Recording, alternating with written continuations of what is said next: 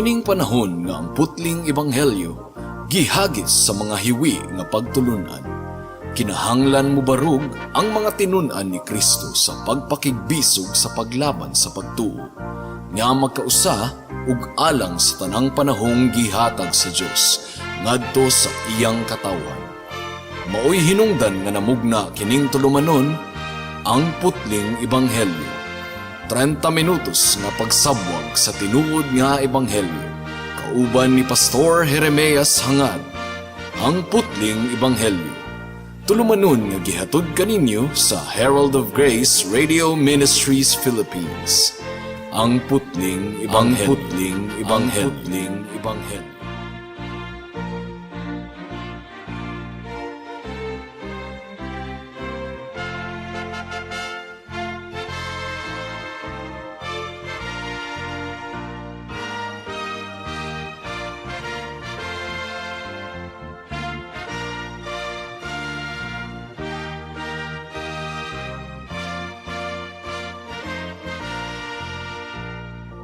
Mayong hapon Mabinay, mayong hapon Negros Oriental, Negros Occidental, Guimaras, Dumaguete City, Malabuyok ug uban pang mga munisipalidad sa Cebu Province ug kutob sa tanang gidala sa Ginoo sa pagpaminaw nining atong programa nga giuluhan og ang putling ebanghelyo.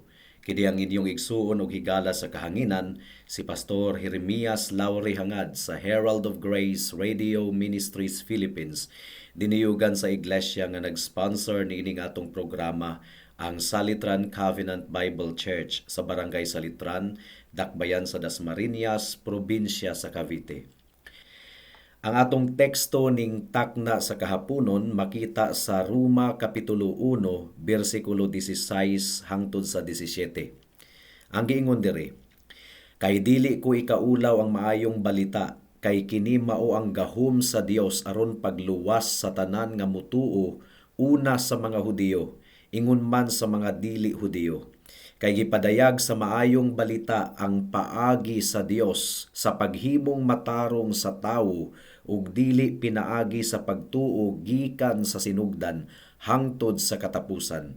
Sumala sa kasulatan, ang gihimong matarong sa Dios mabuhi pinaagi sa pagtuo. May the Lord bless the hearing and meditation of His Word.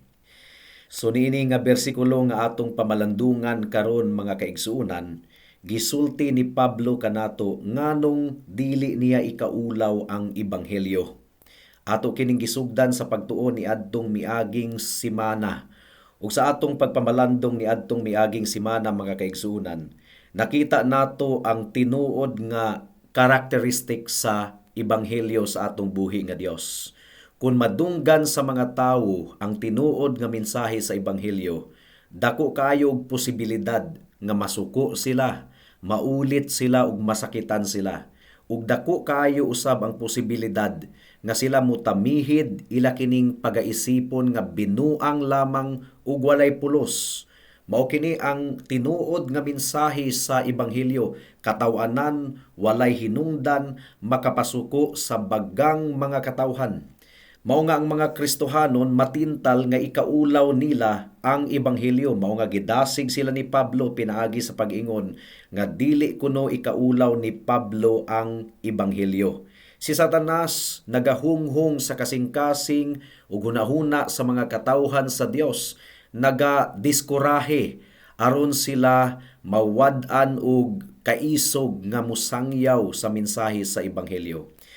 Ang mini nga ebanghelyo mga kaigsuonan, dili kana makapasuko sa mga katawhan. Ganahan kaayo ang mga katawhan nga maminaw sa mga mensahe nga gagitik-gitik lamang sa pagbati nila. Apan ang tinuod nga ebanghelyo naga-expose sa kasalanan sa mga tawo ug nagapunting kanila sa libre nga kaluwasan ug kapasayloan sa atong buhi nga Dios pinaagi sa atong Ginoong Hesukristo tungod lamang sa iyang grasya.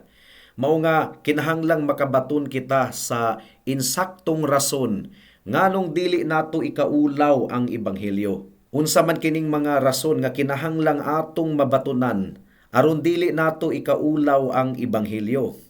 Well, ato kining gisugdan nga pagtuon ni adtong miaging semana pinaagi sa pagtan-aw sa sentimiento ni Apostol Pablo. Unsa man ang mga rason ni Apostol Pablo nganong dili niya ikaulaw ang ebanghelyo. Iya kining giklaro sa bersikulo 1 pa lang. Dili ikaulaw ni Pablo ang ebanghelyo, gumikan kay ang tag-iya niini nga ebanghelyo wala nay lain kundili ang atong buhi nga Dios. Iyang giingon sa bersikulo 1 nga kini nga ebanghelyo, ebanghelyo sa Dios, paminawa ninyo. Si Pablo, ulipo ni Kristo, gitawag sa pagkaapostol, gilain alang sa ebanghelyo sa Dios. So ang buti pasabot niya ng ebanghelyo sa Dios, ang Dios mao ang tag-iya sa ebanghelyo. Ang Dios mao ang nagmugna sa ebanghelyo. Ug kung ang Dios nga tinuod imong Dios igsuon, nganong ikaulaw manimo ang ebanghelyo nga gimugna sa atong buhi nga Dios. Ug sa bersikulo 9, gitawag kini og ebanghelyo sa iyang anak nga si Hesukristo.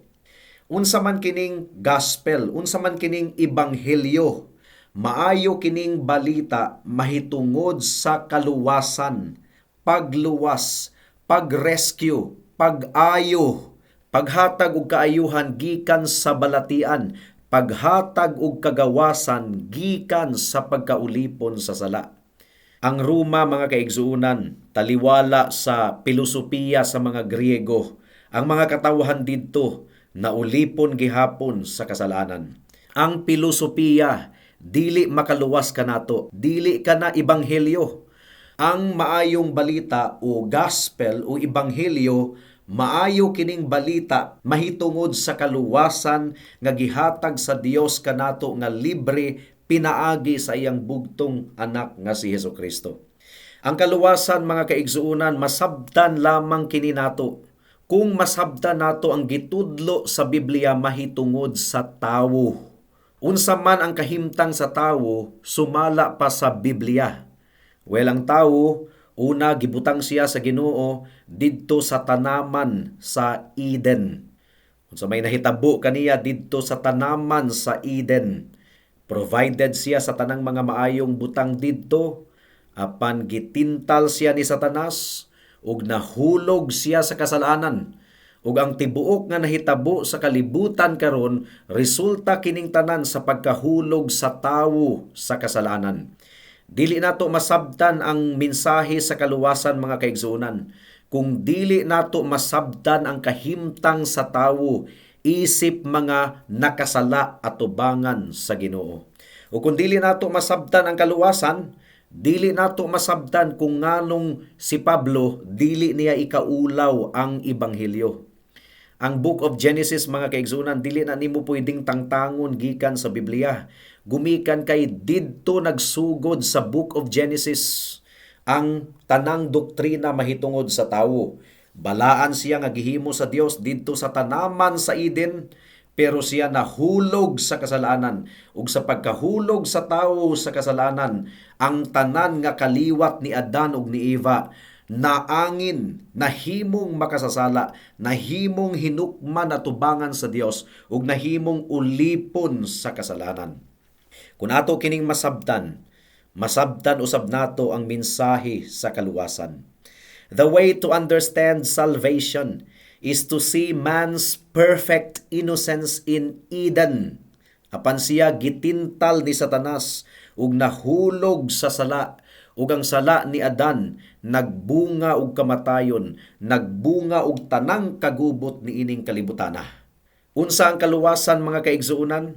Ang kaluwasan pagpahiling kawas kini sa tawo gikan sa silot sa sala. Ang definisyon nato sa kaluwasan kinahanglang dili gayud mausab. Ang kaluwasan nagpasabot nga gihatagan kita sa Dios og kagawasan gikan sa kasalanan, kagawasan gikan sa pagkaulipon sa sala.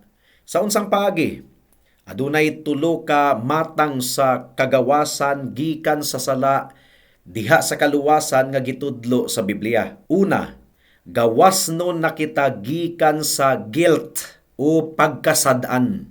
Mao kini ang pinakaunang butang. Matag usa ka nato gipakatawo niining kalibutana nga pas-an nato ang atong pagkasad-an atubangan sa Dios.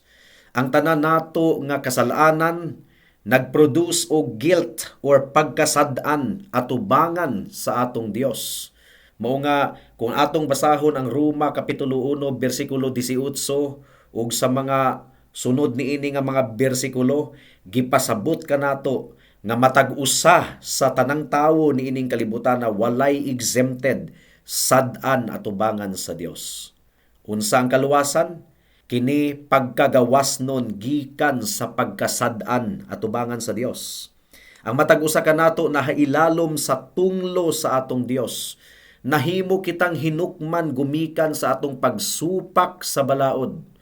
Unsa may atong paglaom aron kita maluwas? Well, something must be done. Diri na mientrada ang ebanghelyo or maayong balita o gospel mga kaigsuonan. Ang ebanghelyo nagahatag kanato og kaluwasan gikan sa pagkasad-an batok sa balaod sa Dios.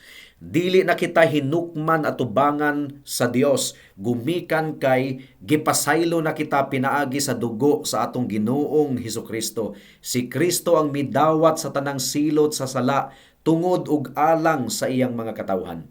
So mao kadto ang unang bahin sa kaluwasan, gawas nun gikan sa pagkasad-an atubangan sa Dios.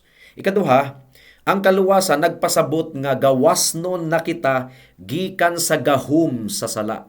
Ang problema sa mga katawhan, mga kaigsunan, dili lamang kay sila sad-an atubangan sa Dios. Ang problema usab sa tanang mga tawo, ulipon sila sa sala. Matag usa ka nato nahailalom sa pagkontrolar sa sala, nahailalom sa gahum ni Satanas. The moment nga naminaw ang tawo kang Satanas, si Adan, ang atong unang ginikanan, dili na siya gawas nun. Nahimo na siyang ulipon ni Satanas, nahimo na siyang ulipon sa kasalanan. Well, ang kaluwasan, kagawasan kini gikan sa gahum sa sala, gikan sa pagkaulipon sa sala. Ikatulong bahin sa kaluwasan mga kaigsuonan sumala sa gitudlo sa Biblia. Mao kini ang kagawasan gikan sa pagkahugaw sa sala. Kasagara sa mga Kristohanon nakalimot na niini mga kaigsuonan mo nga atong pahinumduman ang tanang mga Kristohano ning takna sa kahaponon. Kung maghisgot sila og kaluwasan, ang ilang pagahisgutan lang kagawasan gikan sa pagkasad-an atubangan sa Dios ug kagawasan gikan sa gahum sa sala. Nakalimot sila nga ang sala hugaw kaayo, hugawng panapton atubangan sa Dios. Dili kita ambungan atubangan sa Dios, hugaw kaayo, gayanang kita sa lapok sa sala. Gakalapiti kita mga kaigsuunan sa pagkahugaw sa sala. Well, ang kaluwasan sa Dios naghatag kini og kahinluan sa tanan nga iyang mga giluwas. Mao nga aduna gayo ebidensya nato nga makita sa usa ka tawo nga tinuod nga luwas. Sa una nga masuk-anon kayo, madinumtanon, kusog mamalikas, bisyoso kayo, himabayi, pero karon nagkinabuhi ng balaan at tubangan sa Dios. Gilimpiyuhan na gikan sa sala. Nahimong balaan ug putli na ang iyang kinabuhi. Now, doon na pa'y nahabilin nga sala, gumikan kay naapatan ni ining kalibutana, pero kung atong sudungon ang ilang kinabuhi, aduna gayoy general nga kabaguhan mga kaigsuunan. Ang kasalaanan mga kaigsuunan, hugaw kayo. Every part of us is polluted.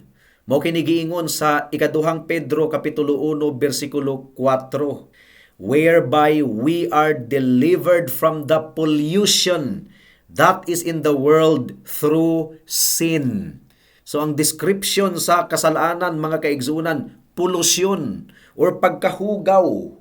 Ma-imagine ninyo ang usa ka polluted nga kanal, puno og basura, daghan kayong basura, napay mga hugaw gikan sa tawo ug sa hayop. Ang kasalanan nakapahugaw kayo sa atong kalag-atubangan sa Dios. Apan ang kaluwasan sa Ginoo, pinaagi kang Kristo, nagahatag kanato og kahinluan.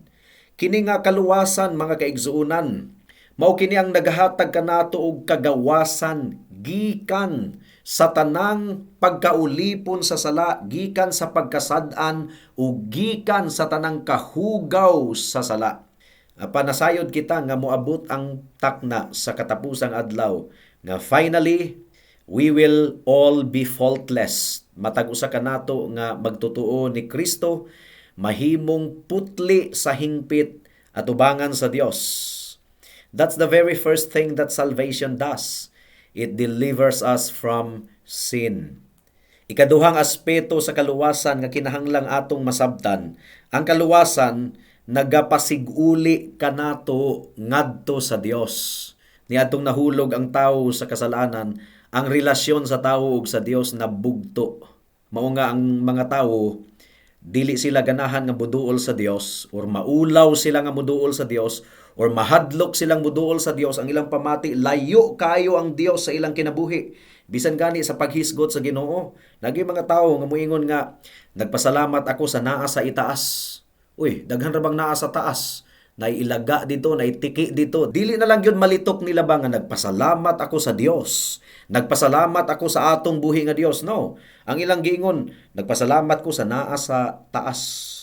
Tragic kaayo kini mga kaigsuunan. Ug gikalimtan kini sa tanang mga katawhan. Sukad nga ang tawo nahulog sa sala, ang maayong relasyon sa tawo ug sa Dios nabugto, naputol. Apan ang kaluwasan nga gihatag sa Dios nga libre pinaagi sa atong Ginoong Hesukristo, nagpasiguli kanato ngadto sa Dios. Mao nga ang tinuod nga luwas, makita nato sa ebidensya, ganahan na siyang muampo sa Dios. Ganahan na siyang musimba sa Dios. O ganahan na siyang makig-uban sa mga katawhan sa Dios. Kay aduna na may reconciliation with God. Aduna na siya ipakigdait sa atong buhi nga Dios.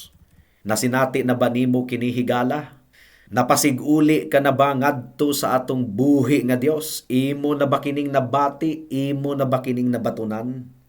Well, ikatulo, ang kaluwasan nga gihatag sa Dios, naghatag usab kanato og paglaom sa kahimayaan sa umaabot. Kay nga naman, niadtong nahulog ang tawo sa kasalanan, gipalaya siya gikan sa tanamanan sa Eden. Nahiilalom siya sa tunglo ug kapungot sa Dios.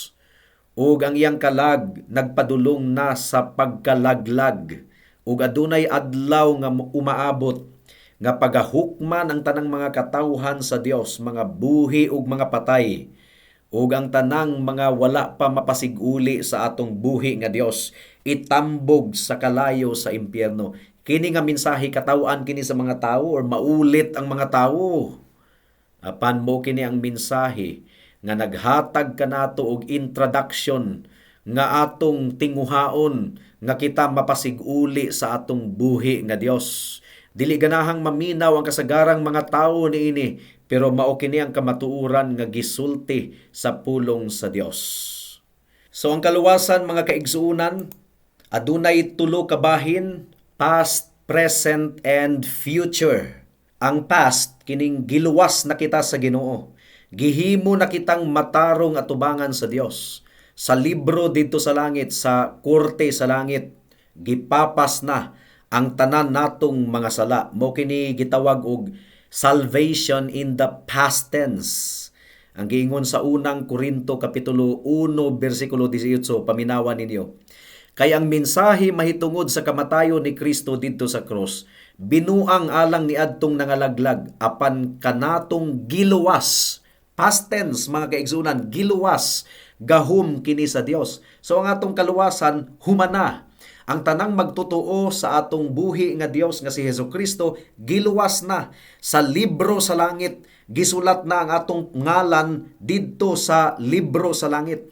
Humana ang atong kaluwasan. Ang giingon sa Roma kapitulo 5 bersikulo 1, kay gihimo naman kitang matarong. Past tense, gihimong matarong. Wala giingon nga pagahimuon pang matarong. No. Sa libro sa langit, gihimo na kitang matarong sa Dios pinaagi sa pagtuo. Usbo nato sa pagbasa. Kay gihimo naman kitang matarong sa Dios pinaagi sa pagtuo. May kalinaw na kita uban sa Dios pinaagi sa atong Ginoong Hesukristo. But ipasabot mga kaigsuunan, the great transaction of salvation is already finished. Roma Kapitulo 8, versikulo 1 ang giingon diri, tungod niini, karon dili na hukman sa silot ang nahiusa kang Kristo Jesus. Kinahanglang mahimo kining tataw sa atong kasing-kasing hunahuna. Kinahanglang mahimo kining klaro sa atong salabutan mga kaigsuonan. There is therefore now no condemnation to those who are in Christ Jesus. So past tense, we have been saved in that sense and in that way. Pero ang kaluwasan pod present tense, but pasabot adunay ebidensya. Ang giluwas sa Ginoo sa past tense, adunay ebidensya nga atong makita sa present, sa kamulong nga kinabuhi. Kanunay kitang gidisiplina sa Dios, kanunay kitang gihinluan sa Dios, ug kanunay kitang nagasunod sa Dios. Ang ebidensya nga giluwas na kita sa Ginoo past tense, gihimo na kitang matarong sa Dios, gisigurado pud sa Ginoo nga adunay makita nga pagpamatuod sa kamulong nato nga paglakaw kauban kang Kristo. Mo kini gitawag og salvation in the present tense. Sama sa giingon ni Kristo sa Juan Kapitulo 10, versikulo 27, ang akong mga karnero kanunay naminaw kanako ug kanunay nagsunod kanako. Mao day kini usa ka ilhanan sa tinuod nga Kristohanon. Kanunay naminaw sa Dios ug kanunay nagsunod sa lakang sa atong buhi nga Dios. But pasabot kanunay nag-obey, kanunay nagtuman sa kabubuton sa atong buhi nga Dios. Apan ang kaluwasan, future tense usab mga kaigsunan. Tungod kay moabot gayud ang takna nga kita mahimong totally gawas nun gikan sa sala. Karon doon na pa'y nagpabilin nga sala sa atong kinabuhi kay niya pa man kita niining kalibutana nga puno sa kasalanan. Apan moabot ang panahon, totally pagahinluan kita sa Dios sa iyang pagbalik. Gitambog na niya sa impyerno ang mga makasasala nga wala nakig-uli kaniya pinaagi kang Kristo.